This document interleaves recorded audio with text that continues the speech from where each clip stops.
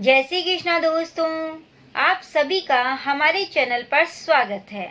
आज हम आपके लिए एक अनोखी कहानी लेकर आए हैं कि क्यों अपनी ही पुत्री की ओर आकर्षित हुए ब्रह्मा जी। यही कथा आज हम आपके लिए लेकर आए हैं। आशा करते हैं कि आपको यह कथा पसंद आएगी। सरस्वती का अर्थ होता है बहाव। यह बहाव केवल पानी का नहीं बल्कि विद्या और कला का भी है। यही वजह है कि इन्हें विद्या और कला की देवी भी कहा जाता है। सरस्वती के द्वारा विज्ञान, संगीत और कविताओं की रचना की गई है। ऋग्वेद में सरस्वती को दैवीय सरस्वती का अर्थ होता है बहाव। यह बहाव केवल पानी का नहीं बल्कि विद्या और कला का भी है।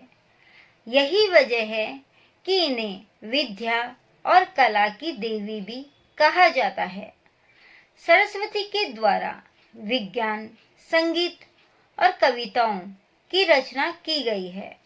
ऋग्वेद में सरस्वती को दैवीय नदी की भी संज्ञा दी गई है। साथ ही इन्हें पवित्रता और उर्वरता की भी देवी कहा गया है।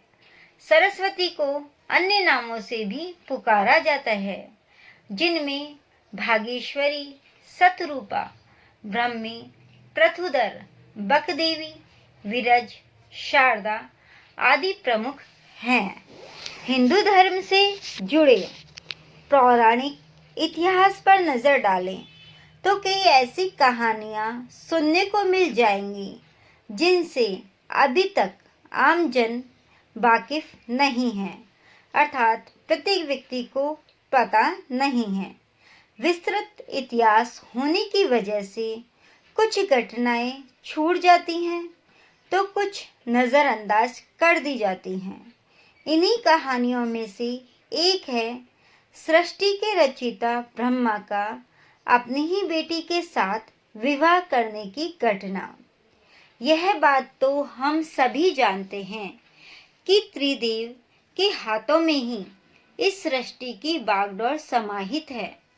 ब्रह्मा के पास सृष्टि की रचना का दायित्व है तो विष्णु के पास संरक्षक का। वहीं देवों के देव कहे जाने वाले महादेव शिव को विनाश का जिम्मा सौंपा गया है, कार्य सौंपा गया है। इसी विनाश के बाद फिर से शुरू होता है सृजन का चक्र। ब्रह्मा का अपनी ही बेटी के साथ विवाह करने की इस घटना का उल्लेख सरस्वती पुराण में वर्णित है। सरस्वती पुराण के अनुसार सृष्टि की रचना करते हुए में ब्रह्मा ने सीधे अपने वीर्य से सरस्वती को जन्म दिया था। इसलिए ऐसा कहा जाता है कि सरस्वती की कोई माँ नहीं, केवल पिता ब्रह्मा थे।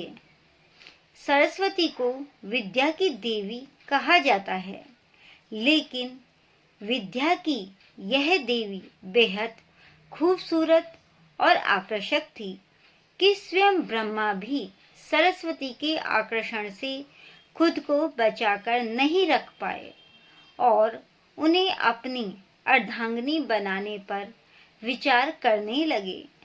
सरस्वती ने अपने पिता की इस मनोभावना को भांपकर उनसे बचने के लिए चारों दिशाओं में छिपने का प्रयत्न किया, लेकिन उनका हर प्रयत्न बेकार साबित हुआ।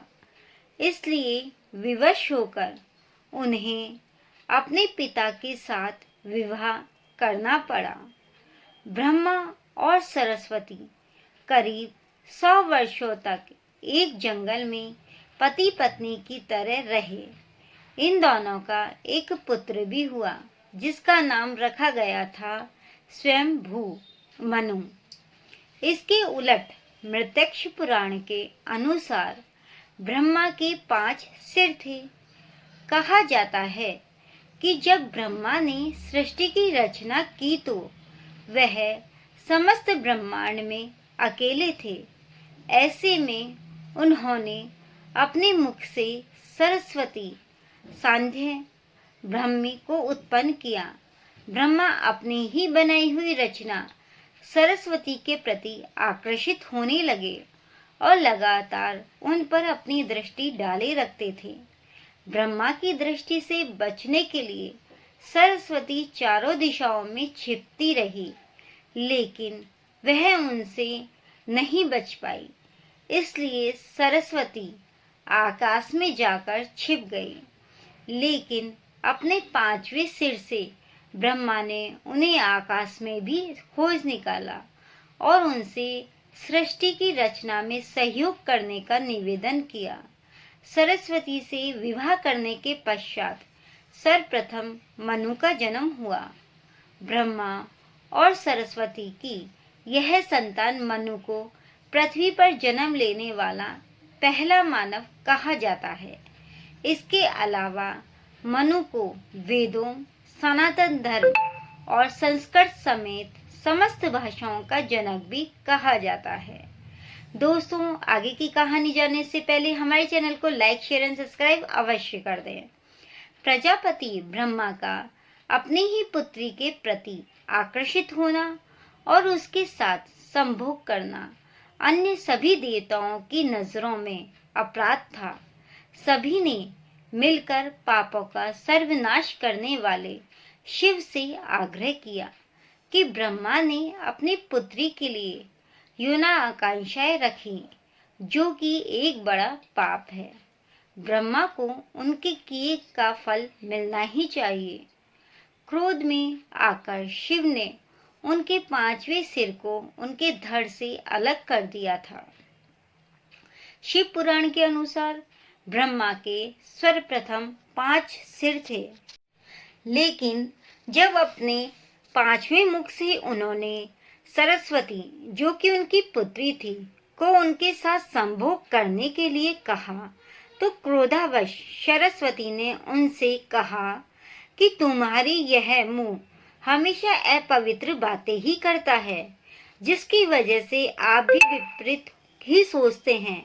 इसी घटना के बाद एक बार भगवान शिव अपनी अर्धांगिनी पार्वती को ढूंढते हुए ब्रह्मा के पास पहुँचे, तो 5वें सिर को छोड़कर उनके अन्य सभी मुखों ने उनका अभिवादन किया, जबकि 5वें मुख ने अमंगल आवाजें निकाली शुरू कर दी। इसी कारणवश क्रोध में आकर शिव ने ब्रह्मा के 5वें सिर को उनके धड़ से अलग कर दिया।